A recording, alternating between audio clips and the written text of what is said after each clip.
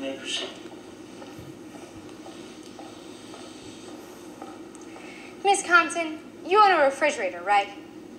Well, I think every person owns a refrigerator. And on this refrigerator, you've got some magnets, right? I have magnets, yes ma'am. A few pictures, correct? I do have pictures on my refrigerator, probably like most people. But none of these pictures are of your family, right? No ma'am. None of these pictures are of your friends. Oh, I don't think so, no ma'am. Every single picture on your refrigerator is of Ms. Drew Walton. Well, I think there's other people in them too, but Miss Walton is in them. As a matter of fact, you actually considered cutting out your own face and pasting them into these pictures, right? Well, I didn't because I didn't really have any dress that was nice enough, but I did think about it, yes ma'am. Correct. Well, that also ran through my mind. So instead, you chose to pretend that you were the heir to the Walton kingdom, right?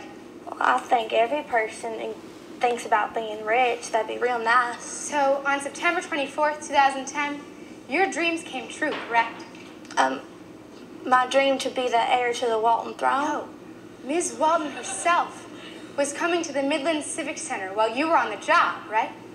She was at the Civic Center, yes ma'am. And that night you were so lucky because you actually got to see Ms. Drew Walton. I did see Miss Walton, yes ma'am. But at that point, you were a little concerned, right? Because you were shouting. I did hear shouting. Sounded like a fight.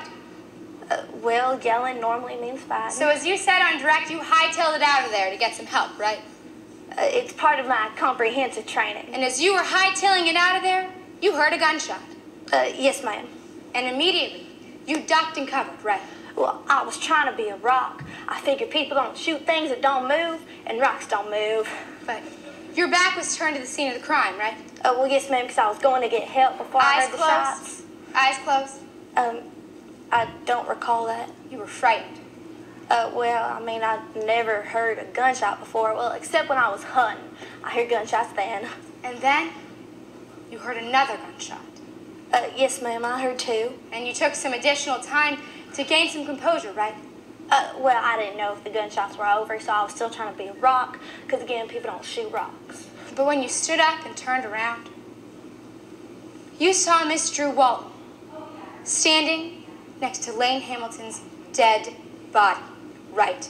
I thought she was giving the dead guy CPR, but I'm not sure. Lane Hamilton was lying in a pool of his own blood. I didn't see any blood, but I'm sure there was blood. I mean, he did die.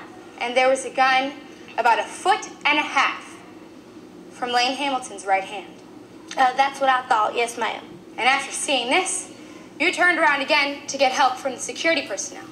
Oh, I yelled for help at that point. And when you looked back, since you had stayed in the same position to yell for help, when you looked back, the gun had moved 11 inches closer to Lane Hamilton's right hand.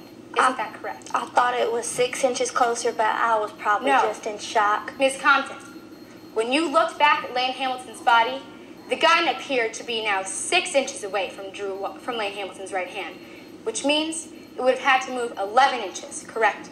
No, I believe it moved 6 inches closer. Ms. Compton, you remember writing an affidavit? Yes, ma'am, I do. And in this affidavit, it said the gun was now 6 inches away from Lane Hamilton's right hand. I believe it says I thought the gun was 6 inches closer. Regardless, the gun had moved.